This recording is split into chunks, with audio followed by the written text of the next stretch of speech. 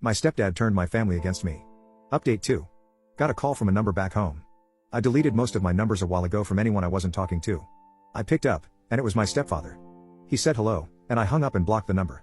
I immediately called my mom, fiancé, and brother. They're all safe, not around him. Mom is in a hotel that he doesn't know about. Fiancé and brother are at their residences, and both say they feel adequately protected. He is not by any indication a violent man, but better safe than sorry. My brother said he got a call from him this morning when he got home after my mom wasn't there and wouldn't answer. Brother told him what happened and not to contact any of them. Not sure how long he sat there, but he called me around 3 p.m. About an hour ago, I got a message from a different number saying, "We need to talk." I assumed that's him. My curiosity got the better of me, and I called him. I did what some had suggested and recorded the call using a different app. I wish I could say the call provided me something, but that would be disingenuous. Hearing his voice made my skin crawl. He asked how I was, I told him to cut the crap, and he laughed. Nothing incriminating on his end, of course. The talk was about 3 minutes long, about nothing. I did ask him why he wasn't content with me being with her. He said I wasn't man enough and that a woman like her would have been wasted on me. He has a very traditional way of thinking relationship-wise.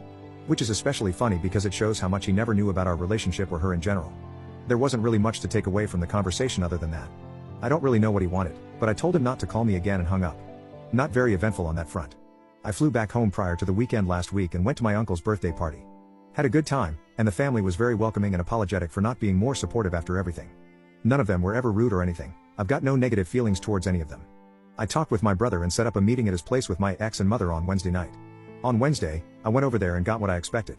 A lot of tears, a lot of apologies. I admittedly had a tough time keeping it together. I talked with both of them and my brother all independently. Mom has already filed for divorce, which is good, and I appreciate her doing so. We had a decent conversation. You can tell it's strained, but I think we're making some progress towards healing. My brother and I had a good talk. It was nice to talk with him in person. He apologized for everything that had happened, and I accepted it. I can definitely tell he feels remorse for how it all shook out, and for the work he put in to make it right. I definitely don't hold a grudge. My ex and I had a very long discussion through most of the night. We'd been talking over the phone for the last couple of weeks already. A lot of it was just catching up. We're obviously two very different people now after nearly a year and a half away. We had some more serious discussions later on, about everything. About how screwed up it all was and how broken I was by it all. She told me she'd already seen a therapist and asked if I would be willing to come with her to her appointment on Thursday.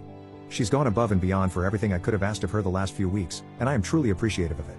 I went with her to her therapy appointment, which I feel was very productive for everyone. Her therapist seemed to be very appreciative of me being there as well. So we stayed talking for a while after, and I decided to ask if she wanted to go out Saturday night. So that's the plan right now. I don't know exactly what's going to happen, but I wanted to show her that I appreciate the effort she's putting in to try and mend what's been broken.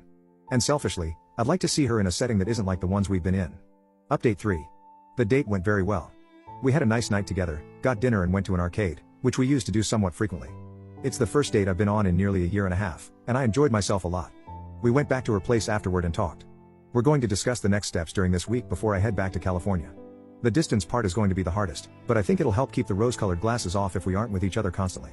Thank you again for the support from everyone. Update 4. A lot of folks were asking for another update, thanks TikTok. I have remained in contact with my brother, mom, and ex.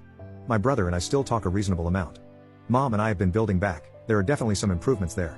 I'm truly glad she's back in my life, even if it's going to take some time for her to really be like a mother to me again. My ex and I spent a long time trying to see what was the best way to go about things.